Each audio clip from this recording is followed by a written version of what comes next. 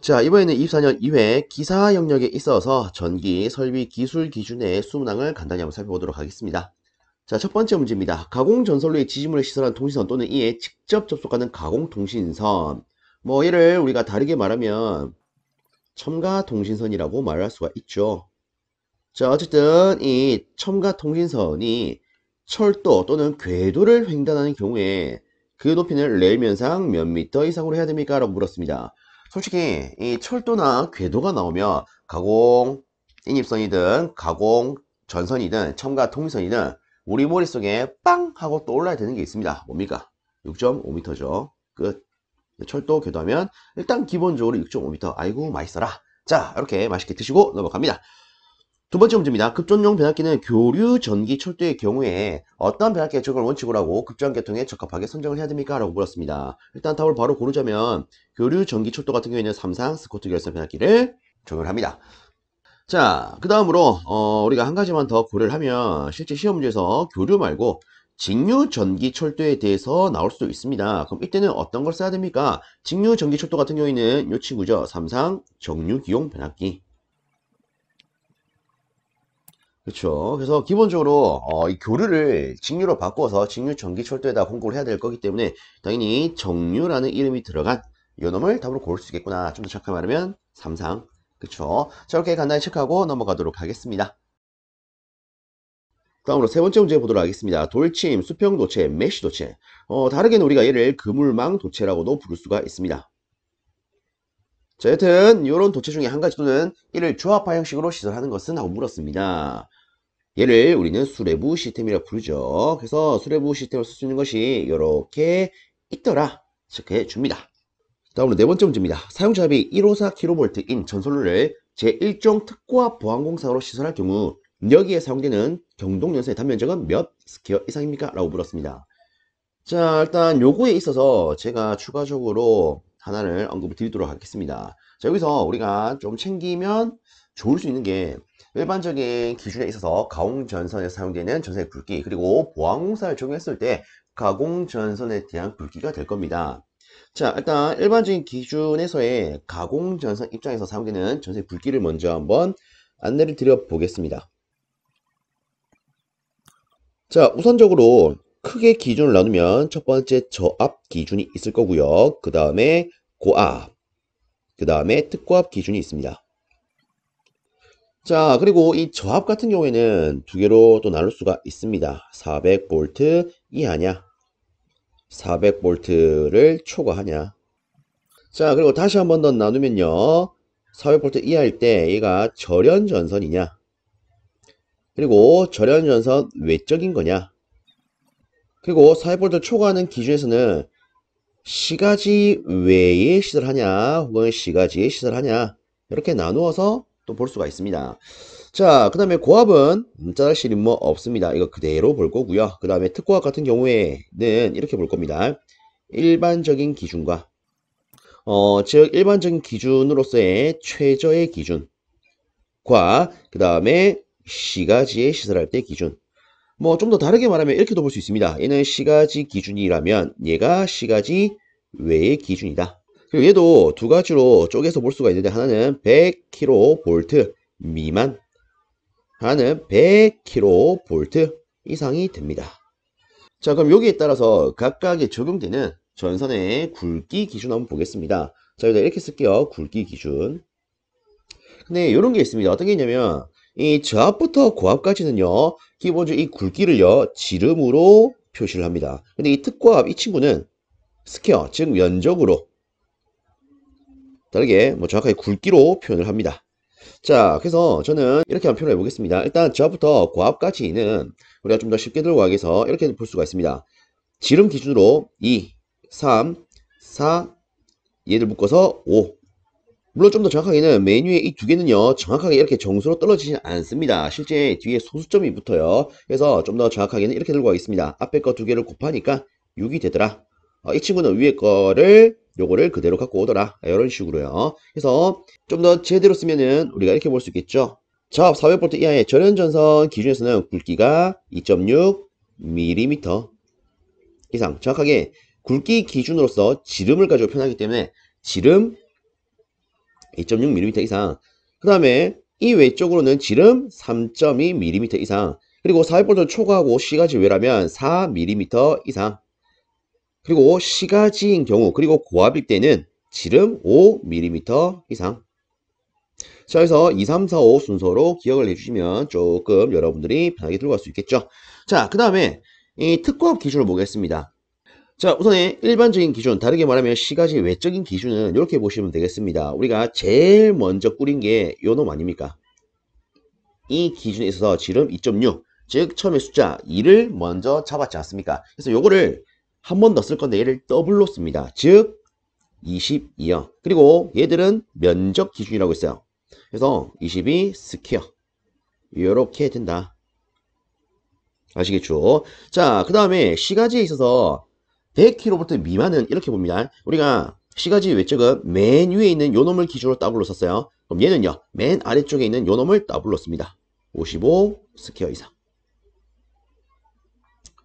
자, 그 다음에 100kV 이상이라면 얘는 이렇게 볼 수가 있습니다. 일단 뭐 100kV 넘었으니까 100을 한번 적용을 해줄까요? 100 쓰고 위에 있는 5를 그대로 바꿔서 150 스퀘어 이상. 이런 식으로요. 그래서 요 같은 경우에는 일반적인 기준 하에서의 가공전선 굵기 기준이 될 거고요. 자, 그 다음에 제가 안내를 드릴 것은 지금 우리한테 필요한 보안공사를 적용했을 때 기준이 됩니다. 자, 그래서 여기다가 보안공사 이렇게 한번 적어 볼게요. 자, 일단은 첫 번째로 저압 보안공사가 있을 겁니다. 그 다음으로 고압 보안공사. 자, 그 다음으로 제1종 특고압 보안공사가 나옵니다.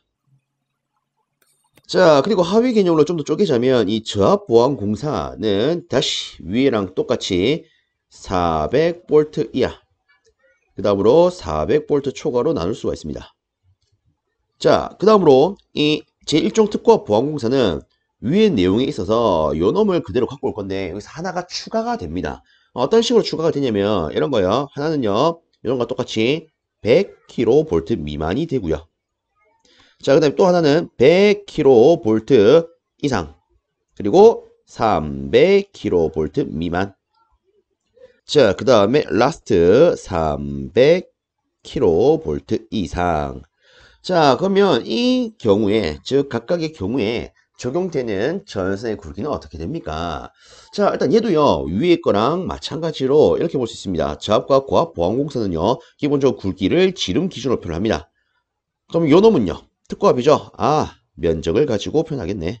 자, 그럼 보겠습니다. 일단은 이 저압 보안공사 기준으로 먼저 보면은 얘들은 우리가 이렇게 잡을 수가 있습니다. 실제 이 보안공사 기준은요, 위에 있는 요 놈 기준 알면은 조금 쉽게 들고 갈 수가 있습니다.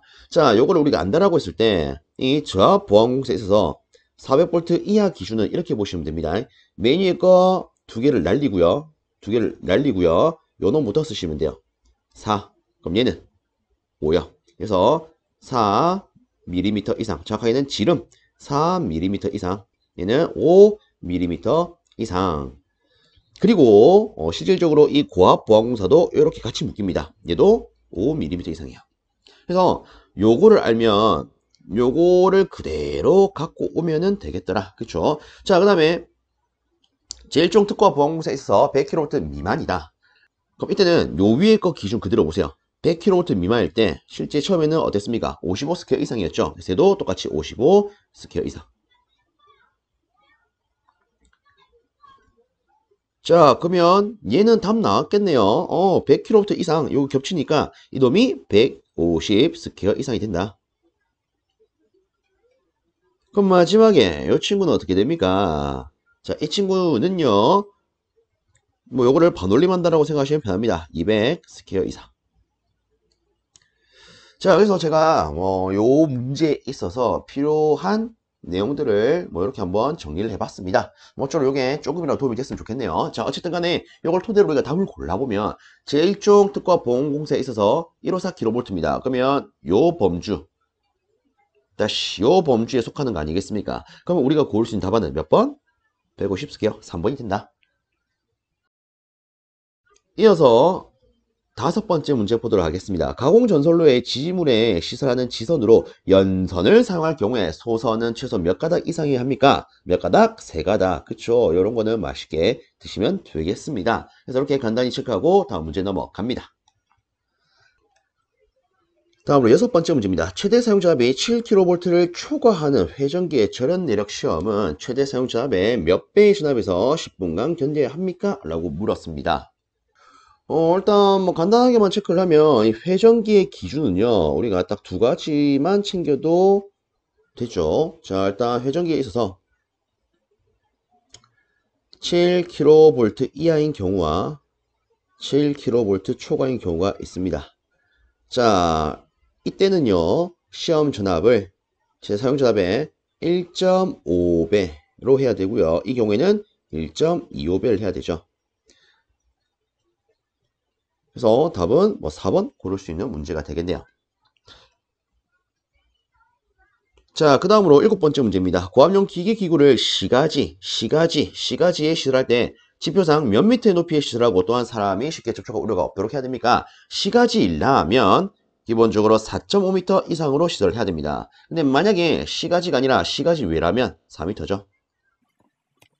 자, 그래서 요거 시가지냐 시가지 외냐 다시 한번 눈으로 봐주시고 넘어가도록 하겠습니다. 다음으로 여덟 번째 문제입니다. 백열전등 또는 방전등에 전기를 공급하는 옥내 전로의 대지압은 몇 볼트 이하로 해야 됩니까? 라고 물었습니다. 자, 이처럼 뭐 백열전등이 나오고요. 옥내 전로의 대지전압 물었다. 자, 우리는 이렇게 볼 수 있겠죠. 기본적으로 돼지, 다르게 뭐 돼지 하면은 딱 생각나는 거 삼겹살이 있다, 그죠? 그래서 300. 이런 식으로 뭐 간단히만 체크하고 넘어가도록 하겠습니다. 자, 그 다음에 아홉 번째 문제입니다. 순시 트립 전류에 따른 분류에서 주택용 배선용 차단기의 전격 전류를 IN이라고 할 때 순시 트립 범위가 전기 전류의 5배를 초과하고 10배 이하인 것은 뭡니까? 라고 물었습니다. 뭐 간단히 체크하면 이거 아니겠습니까? 우리가 형배열로 따지면 형은요 일단 B형, C형, D형이 있습니다. 그쵸? 자, 그 다음에 순시 트립 범위는요 B형 같은 경우에는 전격 전류의 3배 초과하고요. 5배 이하더라. 아이고, 5배 이하더라. 얘는 뭐 이렇게 초과라고 쓰겠습니다. 자, 근데 C형 같은 경우 어떻게 하면 됩니까? 얘를 그대로 일단 갖고 옵니다. 그래서 5배 초과 써주신 다음에 그 다음에는 2배를 해서 10배 이하. 아래쪽에 D형도 마찬가지요. 얘를 그대로 갖고 옵니다. 그러면 10배 초과 해서 얘를 2배 하면 수배 이하가 된다. 그러면 우리가 고를 수 있는 답안은 C형 되겠네요. 그렇죠? 자, 이렇게 간단히 체크하고 넘어가겠습니다. 다음으로 10번째 문제입니다. 저압 가공 전솔로 또는 고압 가공 전솔로의 기설 가공 약졸 전솔로가 병행하는 경우에는 유도 작용에 의한 통상의 장애가 생기지 않도록 전선과 기설 약전류 전선 간의 이격거리는 얼마입니까? 얼마 이상이어야 됩니까? 라고 물었습니다. 자, 이 경우에는 이런 유도 작용에 의한 장애가 생기지 않도록 최소한 2m 이상은 이격을 해야 됩니다. 그렇죠? 그래서 이 유도작용에 있어서 이격거리 2m라는 거 다시 한번 상기시켜 주시고 넘어갑니다. 자, 그 다음 11번째입니다. 가공 직류 전차선을 전용의 부지 위에 시설하는 경우에 레일 면상의 높이는 얼마입니까? 라고 물었습니다. 자, 일단 간단히 언급을 하면 이 가공 직류 전차선을 시설할 때는 기본적으로는 레일 면상의 높이가 4.8m 이상이어야 합니다. 근데 여기에 주어진 것처럼 전용의 부지라고 되어 있다면 그럼 이때는 4.4m 이상으로 시설할 수가 있습니다. 그래서 답은 3번 되겠습니다. 솔직히 뭐 요 문제 같은 경우에는 여러분 입장에서 굉장히 좀 낯설지 않나 싶습니다. 그래서 이런 게 있구나 참고적으로 보면 어떨까 싶네요. 다음 12번째 문제입니다. 사용전압이 22.9kV의 특과 가공전솔로에는 전화솔로의 길이 12km마다 유도전류가 몇 마이크로암페어를 넘지 않아야 합니까? 라고 물었습니다. 일단 뭐 간단히 체크를 하면 전화솔로의 길이 기준은 실제 두 개가 있습니다. 그쵸? 그 다음에 유도전류 기준 이렇게 한번 적어 볼게요. 자, 일단 길이는 킬로미터 기준이 될 겁니다. 일단 길이를 이렇게 쓸게요. 1, 2. 실제 요 내용 같은 경우는 여러분 숫자 1, 2, 3, 4를 적절히 조합하면 다 뽑아낼 수가 있습니다. 그래서 저는 일단 이렇게 한번 적어보도록 하겠습니다. 1, 2, 3, 4요. 그리고 좀 더 정확하게는 요놈 12km에 대해서는 유도 전류는 이놈을 그대로 따라갑니다.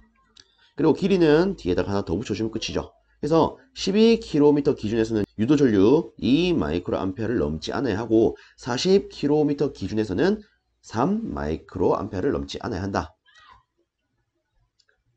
물론 뭐 좀 더 정확하게 말하면 이 기준에서는 전압 60kV 이하 기준, 얘는 초과 기준이죠. 뭐 이런 것도 있지만 솔직히 우리는 딱 요거만 기억해도 관계는 없을 겁니다. 그래서 우리가 고를 수 있는 답안은 지금 12km마다라고 물었기 때문에 2번 요놈이 되겠다. 그죠?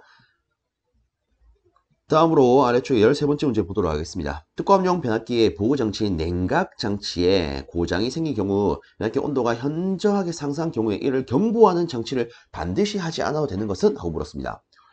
실제 이런 규정이 있죠. 이 특과업용 변압기에 있어서 탄행식 변압기 같은 경우에는 내부에 냉각장치가 고장이 됐을 때 경보할 수 있는 장치를 시설해야 된다. 그러면 여기서 이를 경보하는 장치 시설하지 않아도 되는 걸 물었지 않습니까? 그럼 결국 요거는 이렇게 볼 수가 있을 겁니다. 아, 탄행식 변압기가 아닌 거. 얘는 뭡니까?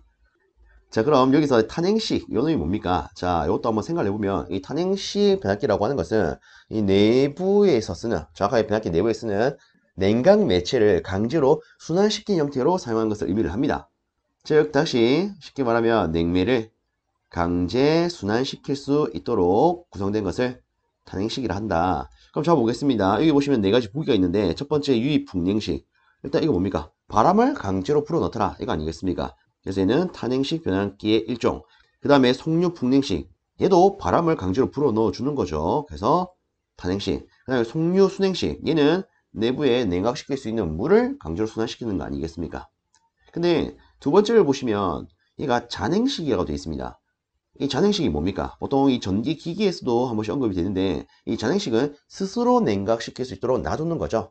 뭐 간단히 말하면 냉매 혹은 여기에 뭐 유입이라고 되어 있으니까 이 절연유의 대류 현상을 가지고 자연스럽게 냉각시킬 수 있는 방식이 유입 잔행식이 됩니다. 그래서 얘는 뭐 냉매와 같은 것들을 강제로 순환시키는 게 아니기 때문에 얘는 탄행식 변압기에 해당되지가 않습니다. 그래서 답은 2번이 되겠습니다. 자, 다음으로 14번째 문제 보도록 하겠습니다. 어떤 공장에서 케이블을 사용하는 사용 전압이 22kV인 가공 전선을 건물 옆쪽에서 1차 접근 상태로 시선하는 경우에 케이블과 건물의 조형지의 이격거리는 몇 cm 이상이어야 합니까? 라고 물었습니다. 자, 일단 요거를요, 제가 또 이렇게 한번 언급을 드려보겠습니다. 자, 예를 들어서 여기에 어떤 건조물이 있대요. 그럼 우선에 우리가 이 특과 기준으로 좀 생각을 해보면 크게는 뭐 두 가지 기준을 생각을 해볼 수가 있을 겁니다. 자, 하나는요,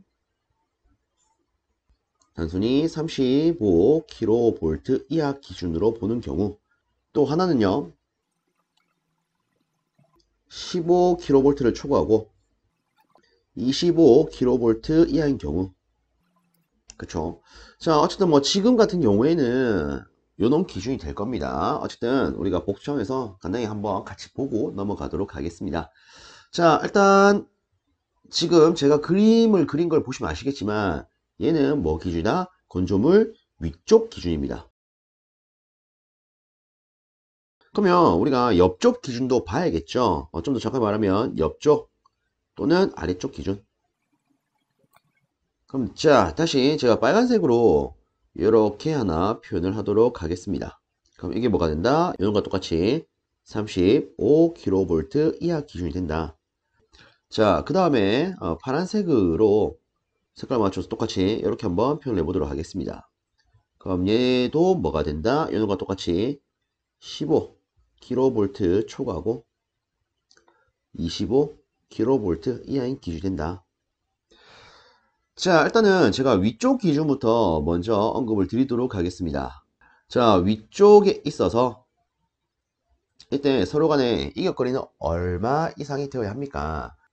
자, 일단 그 기준은 세 가지가 있죠. 나, 절, 케어. 나전선이냐, 절연전선이냐, 케이블이냐. 근데 위쪽은 재미난 게 이 두 놈이 기준이 똑같습니다. 그래서 우리가 순서대로 이렇게 쓰겠습니다.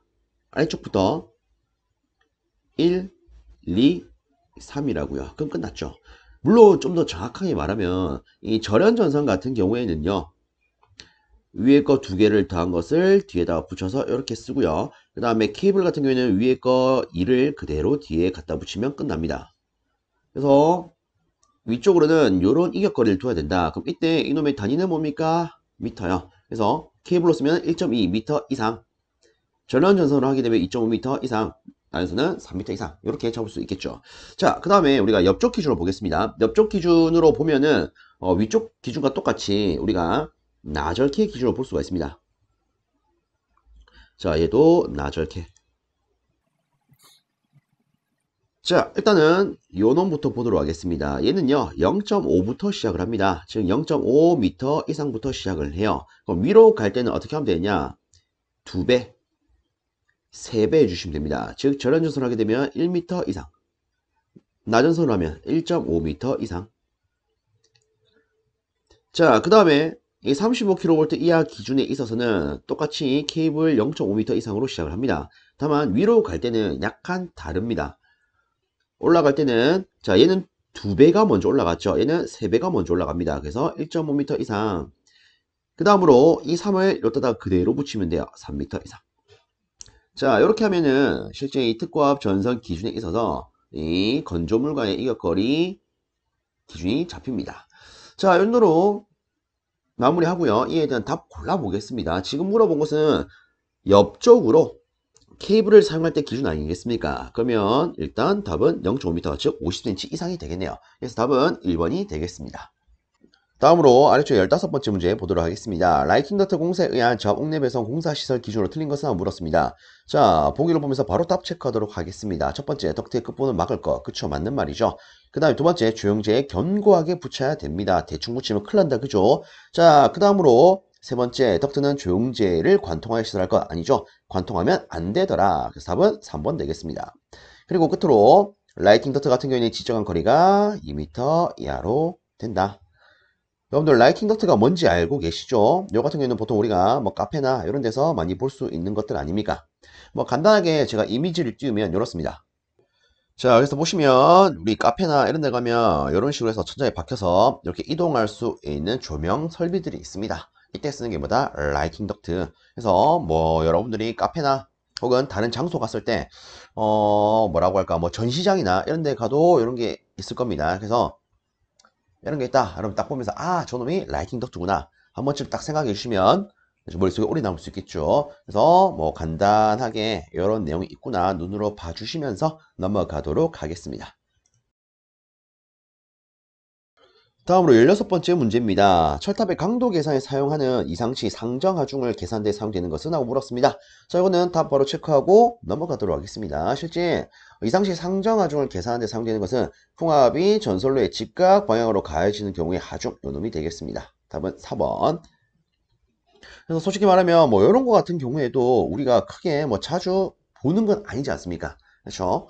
그래서 요 같은 경우에는 뭐 안 보시는 분들도 꽤나 있으실 겁니다. 나는 공부할 때 이런 거 본 적이 없는데, 그죠? 그래서 요 같은 경우에는 조금 참고로 보면 어떨까 싶습니다. 이런 게 나왔긴 했었구나, 이런 식으로 아시겠죠? 자, 다음으로 아래쪽 17번째 문제입니다. 지중 전선로에 사용하는 지중함의 시설 기준을 틀린 것은? 물었습니다. 얘도 보기를 보면서 바로 답 체크하도록 하겠습니다. 첫 번째, 조명 및 세척이 가능한 적당한 장치를 시설할 것. 실제 이 지중함 시설 기준에 있어서는 이런 게 없죠.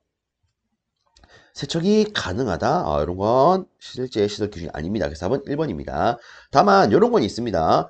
내부에 물이 고여 있다, 이 물을 제거할 수 있는 구조로는 되어야 한다, 이런 규정이 있습니다. 그게 바로 세 번째죠. 안에 고인물을 제거할 수 있는 구조로 되어 있을 것. 그리고 그 외적으로 자연스럽게 차량 기타 중량물의 압력을 견딜 수 있어야 되더라. 그리고 시설자 이외의 잔은, 즉 일반인은 쉽게 열 수 없어야 된다, 이런 규정이 있습니다. 그래서 나머지는 눈으로 보시면서 아, 이런 게 있구나 하시면서 넘어가 봅니다. 다음으로 18번째 문제입니다. 전력 보안 통위선의 조가선 시설 기준 옳지 않은 것은? 물었습니다. 자, 일단 얘도 우리가 보기를 보면서 답 체크 바로 해보도록 하겠습니다. 자, 일단 첫 번째, 조가선은 부식되지 않는 별도의 금구를 사용해야 된다. 그쵸? 야, 설치를 했는데 부식된다? 환장합니다. 그죠? 그리고 끝단은 당연스럽게 날카롭지 않아야 됩니다. 왜? 이놈이 날카로움으로 인해서 다른 전선이나 통신선에 영향을 주면 안 될 거니까. 그죠? 자, 그 다음에 두 번째, 조가선은 2조까지만 시설한다. 그쵸? 이런 규정이 있죠. 자, 그리고 뭐 네 번째, 참고로 보시면 과도한 장력에 의한 전주 손상을 방지하기 위해 전주 경간 50m 기준 0.4m 정도의 이도를 유지할 것. 뭐 이런 내용도 실제 있습니다. 근데 이 전력 보안 통신선에 있어서 이 조가선 시설 기준에 대한 문제가 나온다면 솔직히 우리는 딱 하나 정도만 알면 되지 않나 생각을 합니다. 물론 정확하게는 뭐 하나 만 알아도 되겠지만 서브로 하나만 더, 즉 두 개까지만 알면 이에 대한 문제는 대부분 조질 수 있다. 자, 여기서 대표적인 친구가 누구냐면 바로 3번입니다. 실제 이 조가선은요, 설비 안전을 위해서 전주와 전주 사이에는 접속할 수 없게 되어 있습니다. 그래서 예를 들어 이런 거죠. 여기에 전주가 에어로크롬 있대요. 그러면 당연히 조가선이 이 전주와 전주 사이에 해서 뭐 이런 식으로 시설이 되어 있지 않겠습니까? 그죠? 그래서 여기는 뭐 지지가 이렇게 되어 있을 겁니다. 맞습니까? 그리고 나서 우리가 뭐 통신선을 설치를 한다. 그러면 여기 뭐 이런 식으로 해가지고 시설을 할 겁니다. 그럼 이때 일단 이 조가선이라고 하는 것은 이 전력보안 통신선을 잘 잡아줘야겠죠. 그리고 잘 버티고 있어야 될 겁니다. 그러려면 당연히 이 중간에 이 조가선에 있어서의 접속점이 있으면 될까요? 안 될까요? 당연히 안 되겠죠. 왜? 기본적으로 이 접속점은요, 그 버티는 힘이 그냥 통짜발이 하나로 되어 있을 때보다는 작습니다. 그래서 이 여기에 접속점이 있다면 이 양쪽으로 잡아당겨진 이런 장력에 의해서 얘가 끊어질 수가 있어요. 그러면 조금 안전성에 문제가 있겠다. 그죠? 그래서 실제 접속을 한다라고 하면은 뭐 이런 부분에서 접속할 수가 있겠죠. 알겠습니까? 그래서 다시 이런 조가선은요, 설비 안전을 위해서 전주와 전주 중간에는 설치할 수 있다 없다? 없습니다. 이를 좀 더 다르게 말하면 여기 있는 것처럼 전주와 전주 경간 중에 접속할 수 없다. 즉 우리가 전주와 전주 사이를 경간이라 부르잖아요. 그죠? 그래서 이 도중에는 접속할 수 없다. 근데 여기는 접속할 것이라고 되어 있기 때문에 얘가 틀렸더라. 그래서 일단 이 조가선의 시설 기준하면 요거를 첫 번째로 잡아줍니다. 전주와 전주 경간 중에, 다르게 말하면 이 사이에는 절대 시설하면 안 된다. 아시겠죠? 요걸 메인으로 잡아주시고 조금의 여유가 있다면 서브적으로 경간 50m 기준으로 이도는 0.4 정도를 둔다. 그래서 요거를 메인, 요거를 서브로 들고 가시면 어떨까 싶습니다. 다음으로 19번째 문제입니다. 주택의 전기 저장 장치의 축전지에 접속하는 부하치 옥내 배선을 사람이 접촉할 우려가 없도록 케이블 배선에 의하여 시설하고 전선에 적당한 방호 장치를 시설한 경우 주택의 옥내 전로의 대기 전압은 직류 몇 볼트까지 적용할 수 있습니까? 자, 간단하게 전기 저장 장치에 있어서 옥내 전로의 대기 전압 하면은 우리가 떠올릴 수 있는 거, 직류 600볼트요. 끝이죠? 그래서 답은 4번 되겠습니다. 자, 이어서 20번째 문제입니다. 풍력 터빈 필의 설비 시설 기준에 대한 설명 틀린 것은? 하고 물었습니다. 솔직히 이런 풍력 터빈의 필의 설비 시설 기준에 대한 문제가 나온다. 그럼 실제 대부분은 뭐에 대해서 묻냐면 이 수레부에 대해서 묻습니다. 수레부. 실제 이 수레부는요, 우리가 이 풍력 터빈에 있어서 어디에 설치를 합니까? 풍력 터빈의 선단 부분